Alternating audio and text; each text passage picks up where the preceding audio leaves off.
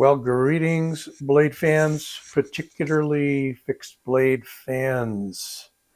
Yes, you see before you yet another fixed blade. I'm on a run again of various fixed blades. Just turned out one on the really fantastic Tactical MR1. And now I'm visiting a different company, one that I haven't had any blades from before. This is a US based company out of Chattanooga, Tennessee. It is RMJ Blades, or RMJ Tactical, my mistake. Got to get the name exact. This is a fine blade. We're going to talk about the sheath and a little later. It is an excellent sheath, however, from Kydex. And this is the Unmei, which means destiny, as far as I know, in the Japanese language, destiny or fate. It is a Japanese style, again, in the Kwaiken style of blade. I'm going to show you another Kwaiken takeoff from another company, Williams, in a moment or two for comparison. I must say I am totally impressed by the materials, the design, and the workmanship coming out of this company. I have had other blades made by small manufacturing firms and blade houses within the US before. Many of them are quite nice, and of course amongst those is the Tactical line of knives, of which I've reviewed a number. I'll tell you what impresses me about this company is that the workmanship, I'm going to call it workmanship, I'm pretty sure everything's done on CNC machines with some hand finishing, but the detail, and it's not a fancy knife, it's meant to be a user, it's meant to be a defensive and a backup type of knife, but also EDC with a high grind, is just exquisite. The way that they milled the handle out, it is not too rough, it's smooth. I mean, it almost looks molded. It's G10, it's multi-layer G10. They call this the Coyote Brown, or Hyena Brown, I think. I think it's called Hyena Brown. They also make it in a black and in an OD green. That's their usual three flavors of this 3D milled. And because of the high contrast in those colors, I'm not sure you can actually see the surface milling, but it is pretty fantastic. Another thing they do is this V grind on the tang of the knife. And that blends in with the sculpting, the chamfering here on the handles. And you would think, it's really not that sharp, it's kind of bluntish. You would think that that would dig into your hand, but not at all. It fits. This cross section is very interesting. For a small knife, I can get a full grip on it. It is not what you'd call hand filling, but the hand can attach itself to it beautifully. You've got this finger choil here, I'll call it a choil, finger groove if you want to be more exact, that locks your hand in. We've got some really nice jimping here. Just a very short run of it, like 3/4 of an inch, but it's definitely grabby without being sharp.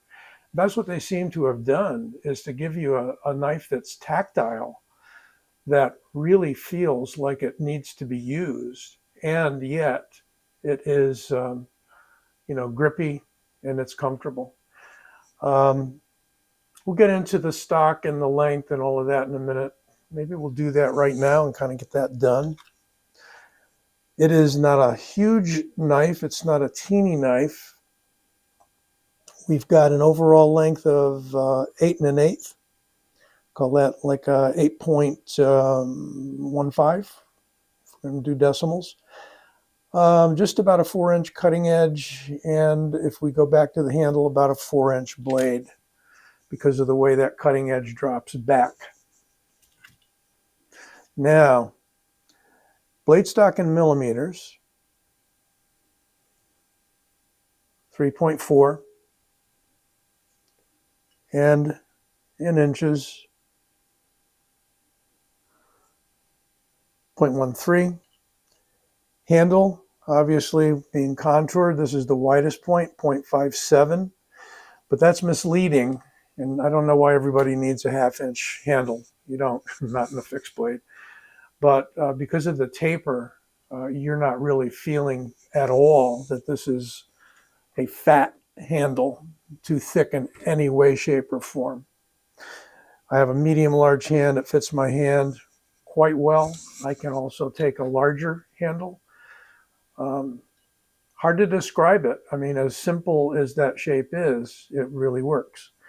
So, weight of the knife alone, 3.8 ounces. Not a heavy knife, even for a fixed blade. If we put it in the sheath, and it is a beautiful fitting sheath I'll talk about in a moment, it is almost 6 ounces, 5.9. The steel is MagnaCut. And here's the deal with the steel. Got to make that rhyme kind of like I'm Muhammad Ali. Remember the rhymes he used to make. On the spur of the moment, too. Okay, it's MagnaCut. As you can clearly see, is etched into the, actually like stamped in to the blade. The blade is tungsten Cerakote finish. So you got a stainless steel, but we still got a tungsten Cerakote finish, which is highly reliable for, keeping the elements off the steel. And here's the deal. They give you the Rockwell on this knife on their webpage. It is HRC 62 to 63. I'm going to say that again, MagnaCut at 62 to 63. If you're not happy that it isn't 64, well, I don't know what to say.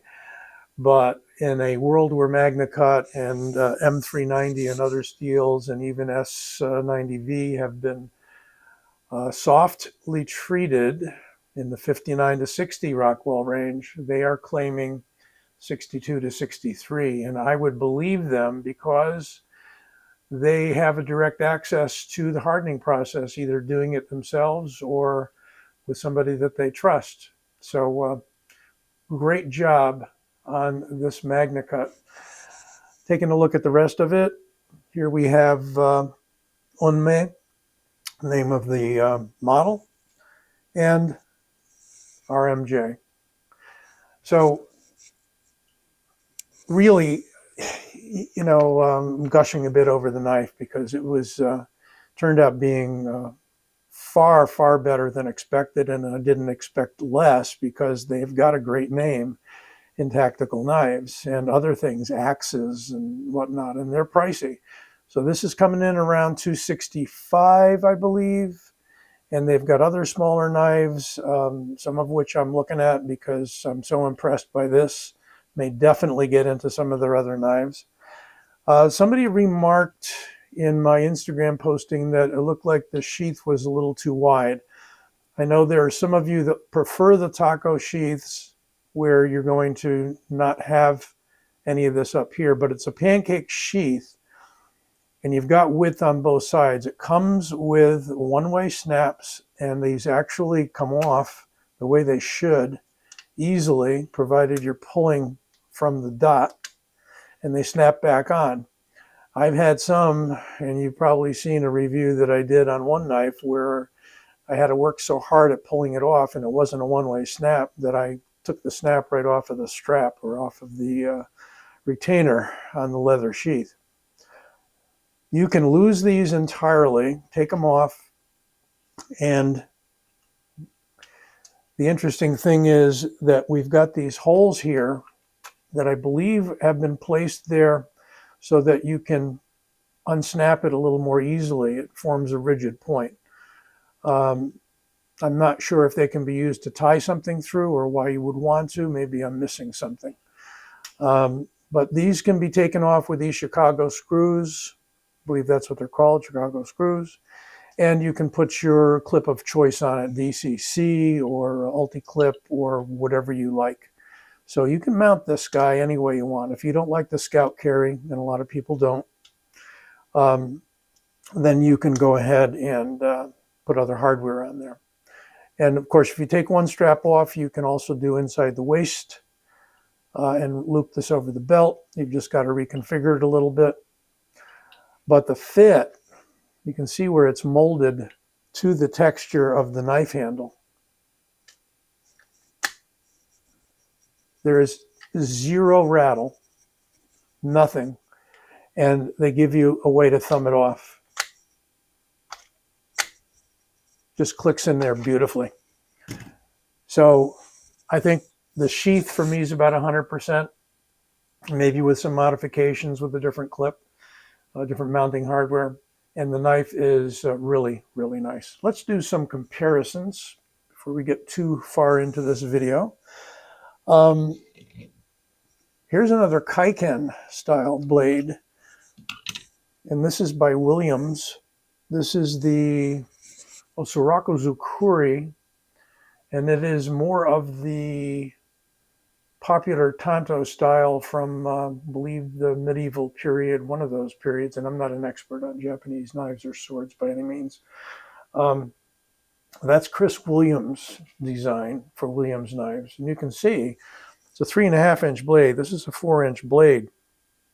So you can see the difference. We've got over an inch longer overall. If we nudge it up so the handles are even, we've got about 3/4 of an inch longer. So yes, they're calling this 3.5 inches.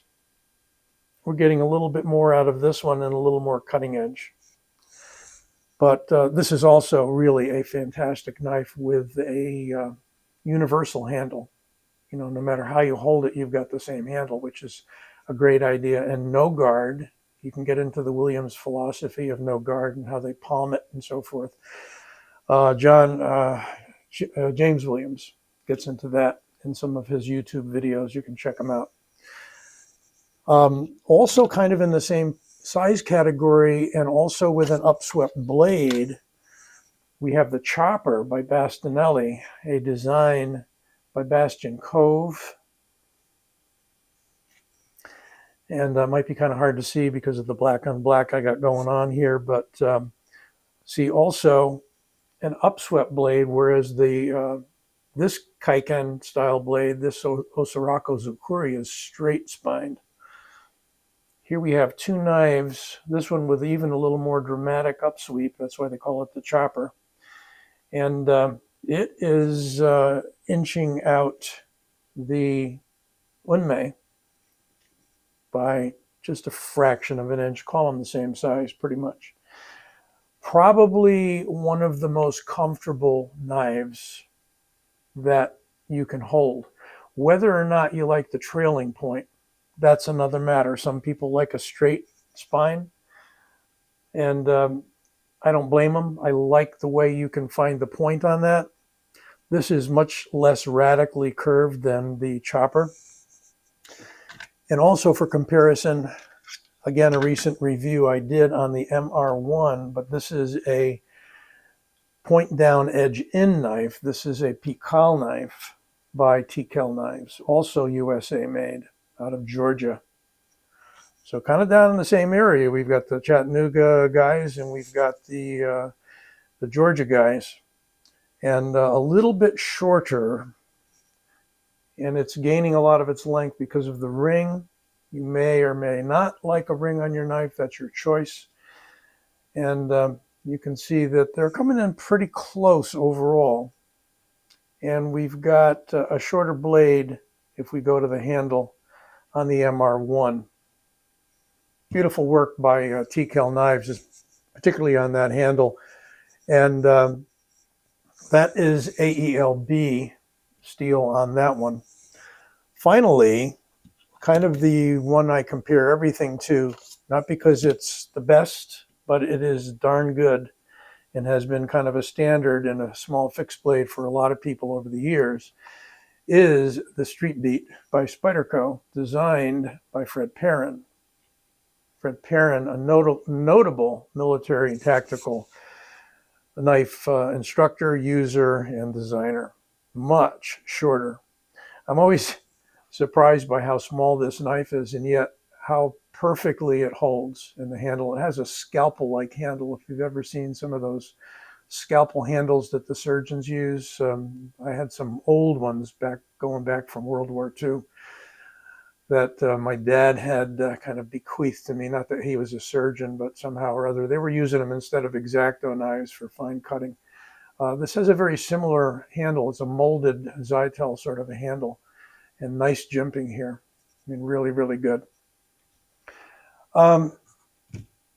So some things you may like about this knife is how comfortable it is, how small it carries, the length of the blade, which is right about at 4 inches, which gives you plenty of cutting surface for EDC, a point that's useful that you can actually get to, that's not too far upswept. One problem I see with the chopper is you got to go way up here to get to the point, almost 90 degrees. Whereas you've got the slicing capability with this Unmei, and you have the use of the point with at about a 45 degrees. Surface looks kind of sandblasted, bead blasted. It may be before they put the coating on. Again, tungsten Cerakote. Really a neat knife, and you may not like the upsweep, but it's not that much. If you look at the top spine, the whole thing has kind of a slight crescent shape to it. The other thing you may notice if you're holding it is that it fits well into the fingers, but it may not make complete contact with your palm simply because of the curve, the very slight curve on the spine of the knife.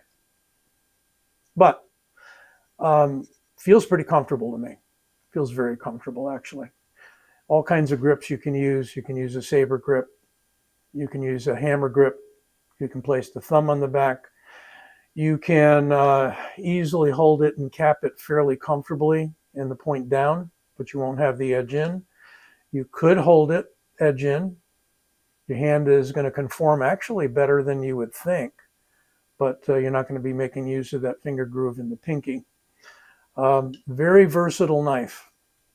And check out RMJ in general. They've got some really nice smaller knives. I'm focusing on those because they're going to be in the under 300 range, whereas a lot of their other stuff is going to be in the upper range up to 500-600 even for like their Warhammers and their tomahawks and hatchets. So the Unmei RMJ Tactical. Check it out. I think there's still some on NC Blade, which is where I picked this up at this moment. But if you see this video a year from now, no one can guarantee what the availability of anything is going to be, or even if it's still going to be in their product catalog. But probably should be. Okay. Don't forget to give this video a like and subscribe. I'll be back with you soon.